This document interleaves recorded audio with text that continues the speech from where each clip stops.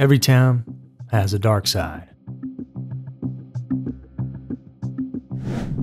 Hell hath no fury like a woman scorned, and today's tale is a great example of just that.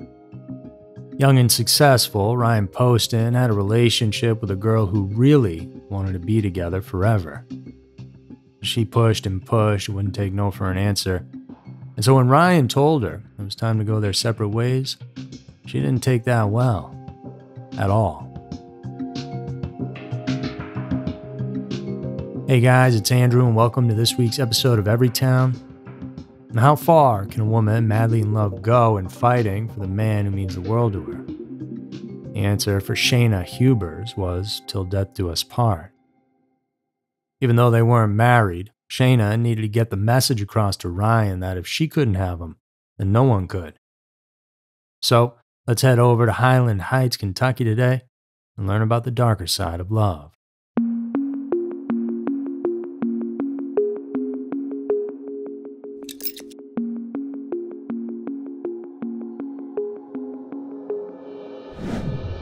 It was 28-year-old Ryan Poston's step-cousin Carissa who played Cupid between him and 19-year-old Shayna Hubers.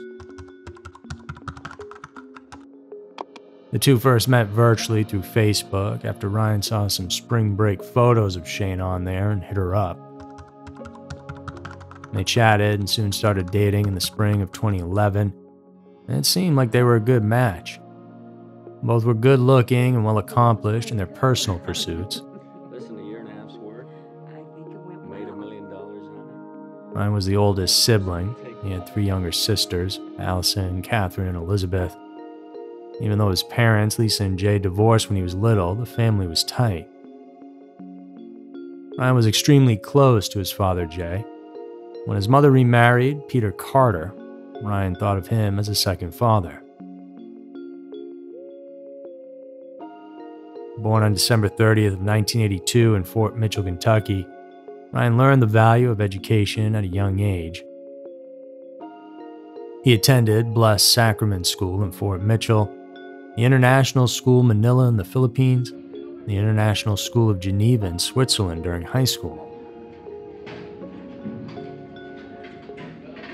He'd explored some parts of the world long before most boys his age had ever even stepped out of their parents' homes. In college, he triple majored in history, geography, and political science at Indiana University, and still wanting to attain more academically, he then pursued a law degree at the Salmon P. Chase College of Law at Northern Kentucky University. After finishing and passing the bar, Ryan opted to carve a name as an attorney in Cincinnati, Ohio. Confident and accomplished at just 28, he was what you would call in the dating world a great catch. That's around the time he first met Shayna. Their 9-year age gap wasn't an issue when they started dating. Shayna was likewise busy completing her psychology degree at the University of Kentucky in Lexington. Her friend Sarah Robinson believed her future seemed promising, saying, "I thought she was close to genius. I mean, she was always in AP classes, always getting A's in everything."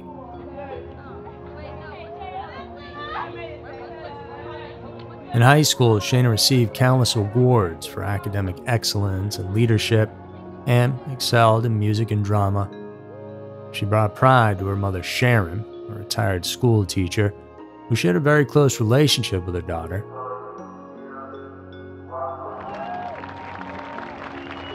Shayna's determination rewarded her with cum laude honors upon graduating college, making her on par with boyfriend Ryan's intellectual prowess.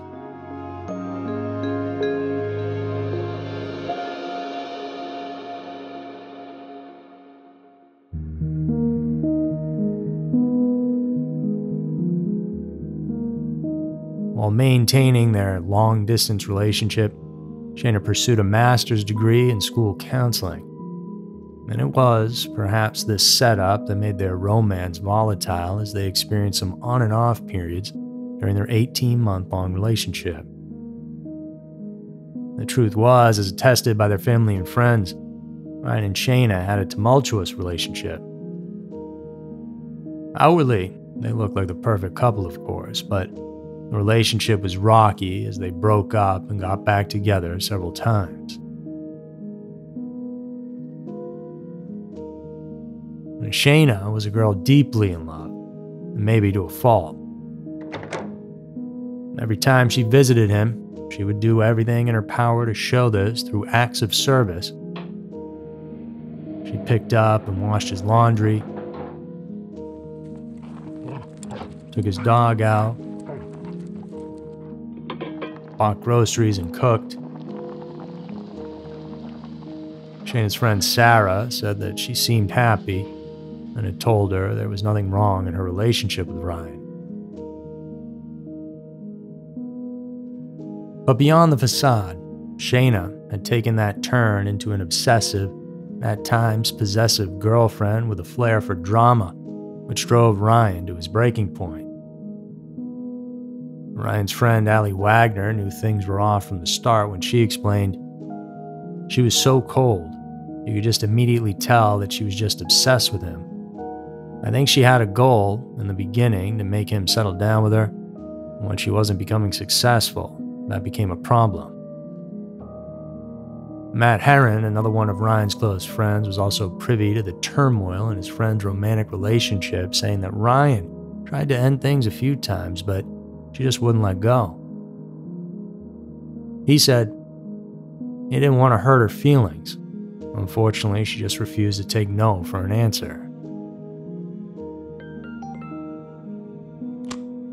Even Shayna herself admitted in a text to a friend, "He says he's only with me because I make him feel so awful about it when I cry." Adam Bleal, Ryan's colleague, described that the 2 times Shayna was in downtown Cincinnati seemed odd. Once after Ryan had broken up with her, she showed up with a brown bag because Ryan had forgotten his lunch. Another time, she showed up to his office, and when she couldn't get Ryan on his cell phone, Shayna would relentlessly call the receptionist trying to get him. She would text him 50 to 100 times a day, wore him down and exhausted him to the point where he would say, "Okay, Shayna." And he just kept doing the easy thing, which was staying with her.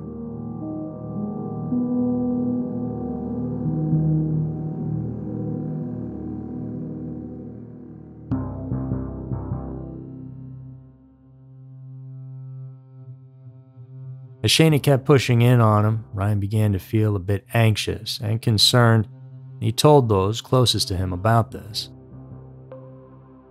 He mentioned to his cousin, "This is getting to be restraining order level crazy. She's shown up to my condo like 3 times and refuses to leave each time." Ryan complained to Allie about his girlfriend's obsessive behavior, which was taking a toll on him. "Literally, probably the craziest person I have ever met," he said. "She almost scares me." And this became a cycle for 18 months. For every 1 message Ryan sent, Shayna probably sent 50. In February of 2012, out of desperation, Ryan messaged her, "You can tell people you broke up with me." To which Shayna partly replied, "I love you dearly, far more than you deserve." The following month, Ryan pleaded in his text, "Shayna, stop texting me." And in April, he texted her in all caps, "I no longer have the patience to deal with you." The distraught boyfriend had also sent his cousin an alarming message. "She came to my place on Sunday morning and I literally had to pick her up and throw her into the hall." One night when she showed up uninvited and wouldn't leave, Ryan decided to leave her there and spend the night at his father's house. Of that incident, Jay said, "Throughout the entire night, all I heard over and over and over again was the pinging of his phone with text messages." As a lawyer, Ryan had thought of filing a restraining order against Shayna to keep her away from him legally. But in Kentucky, it's only applicable if they've been married or living together. So Ryan had to endure the bumpy ride until he could fully release himself from the chains that bound him to this controlling young lady. Ryan had started planning out his liberation from his obsessed girlfriend and had told her that they wouldn't be seeing each other on the second weekend of October in 2012. This was going to be his final break, and in his head he had already moved on and had set up a date for Friday, October 12th with Miss Ohio of 2012, Audrey Bolt.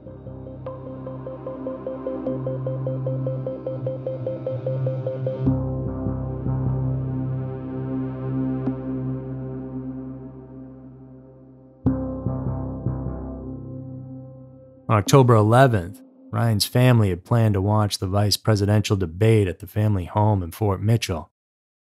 Peter, Ryan's stepfather, already knew of his stepson's plan of breaking up with Shayna. Yet, out of respect and not knowing the full extent of their situation, he told Ryan to invite her over that night.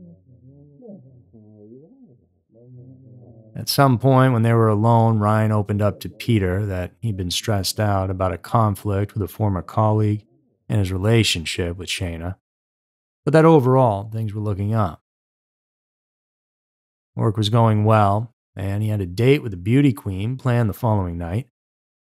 Peter said he was the happiest I had seen him in months, but it was the last time he saw Ryan alive.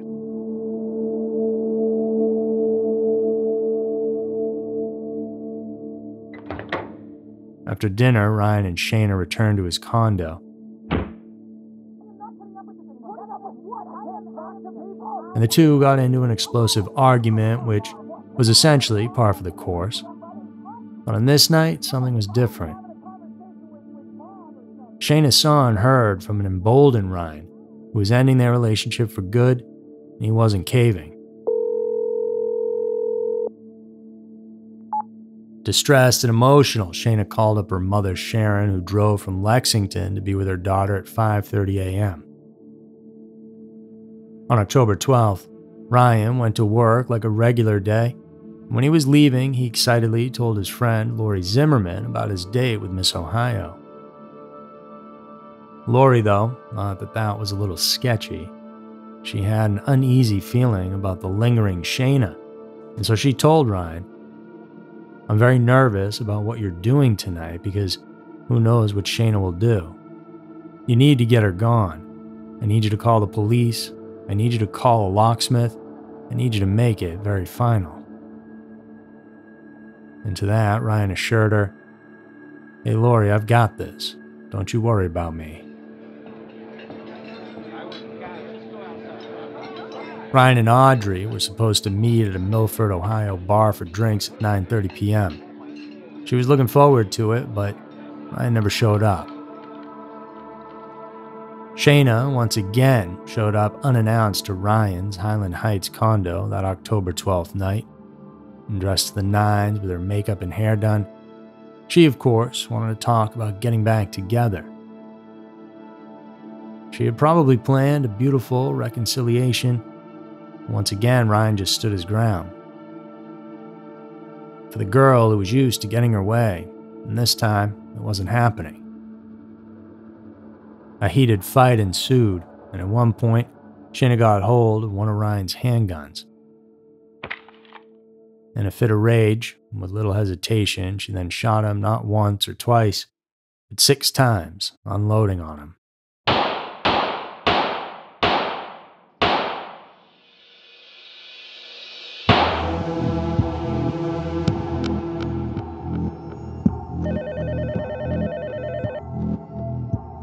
Around 15 minutes later, she dialed 911. She told them that she had just killed her boyfriend, only it was in self-defense. Her words to the dispatcher were as follows: "He beat me and tried to carry me out of the house, and I came back to get my things and he was right in front of me. He reached down and grabbed the gun, and I grabbed it out of his hand and pulled the trigger." But that was after Shayna murdered Ryan. The real account slowly unfolded, as she was betrayed by her own words and actions down at the police station. Lieutenant David Fornish and his partner were the first officers to arrive on scene. As they entered Ryan's condo, they saw his lifeless body lying behind the dining room table. Police brought Shayna in, where initially she requested a lawyer, meaning the police couldn't ask any more questions. But she started acting a bit bizarre. As Lieutenant Fornash started to leave the interrogation room, Shayna started making noises as if she was crying or wailing. But as soon as he'd left, she stopped immediately, like turning off a faucet. She didn't even shed tears, so the police started thinking that there might be more to her story other than self-defense. Investigators then said she rambled on about the incident and her relationship with Ryan to anybody who would listen, despite invoking her Miranda rights. She was babbling. "It's in self-defense, but I killed him, and can you come to the scene? I was raised really Christian and murder is a sin.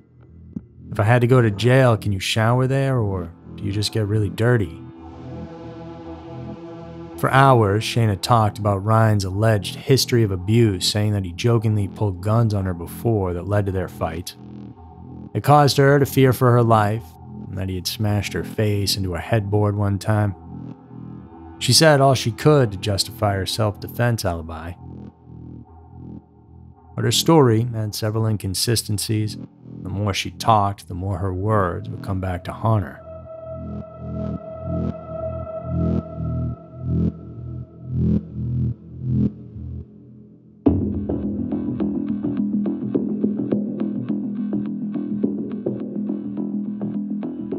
Ryan, who was licensed to carry several guns, habitually placed his handgun on the dining room table after getting home from work. Shayna at one point told police that she picked up the gun off the table while Ryan was yelling at her. But in the 911 call, her story was about wrestling it away from him. Also, she didn't stop at 2 bullets. It looked clearly like she intended to kill the man rather than stop him from harming her. And when she spoke more, her words certainly painted that picture. And a disturbing one at that, she explained. And he was lying with his face on the table, like twitching. So I knew he was going to die, and I walked around the table. I think that's when I shot him in the head. I shot him probably 6 times, shot him in the head. He fell onto the ground and his glasses were still on, and he was twitching some more. I shot him a couple more times just to make sure he was dead because I didn't want to watch him die. And then she said something that really baffled the police. I knew he was going to die or have a completely deformed face.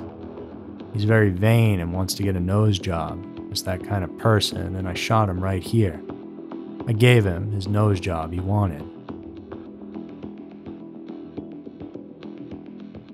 At one point, cameras recorded Shayna twirling around inside the interrogation room, saying to herself, "I did it. Yes, I did it. I can't believe I did it.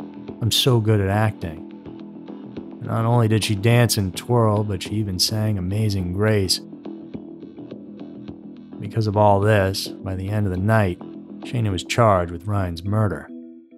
She was indicted for the killing of Ryan on December 20th of 2012, was then held on a $5 million bond.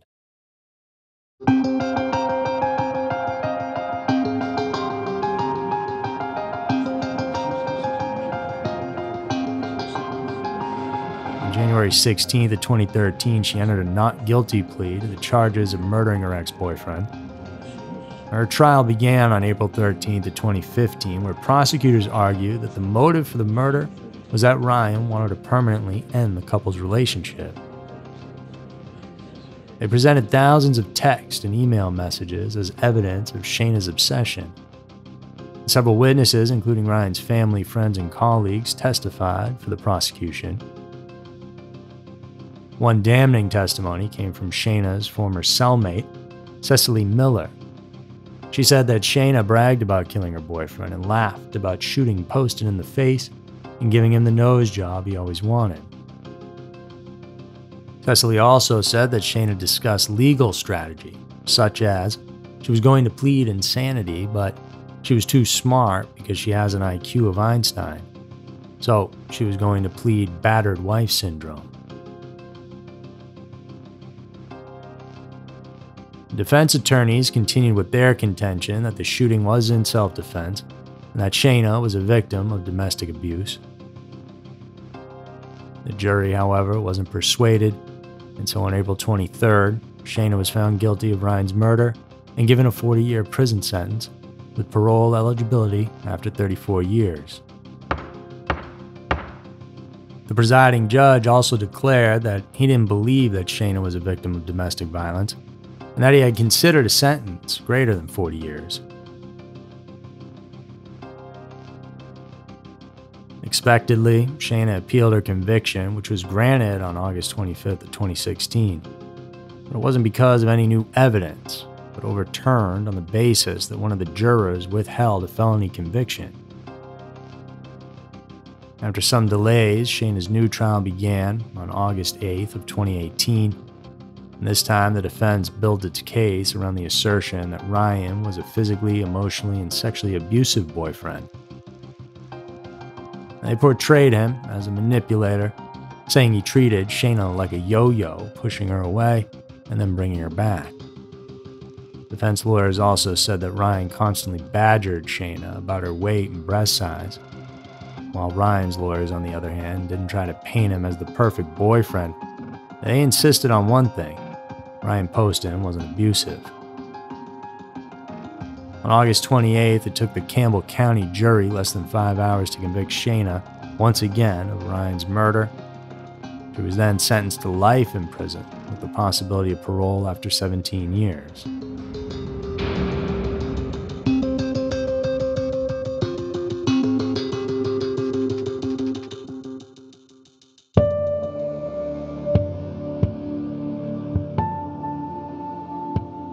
Ryan and his family attained justice, and Shayna rightfully endures her punishment. In a text message she sent on October 12, 2012 to her friend, Christy, Shayna seemed to have known how to end things after Ryan had ended their relationship. Her message said, "When I go to the shooting range with Ryan tonight, I want to turn around, shoot and kill him, and play like it's an accident." Earlier, Christy messaged Shayna saying, "There's a thin line between love and hate," to which the convicted murderer replied, "My love has turned into hate."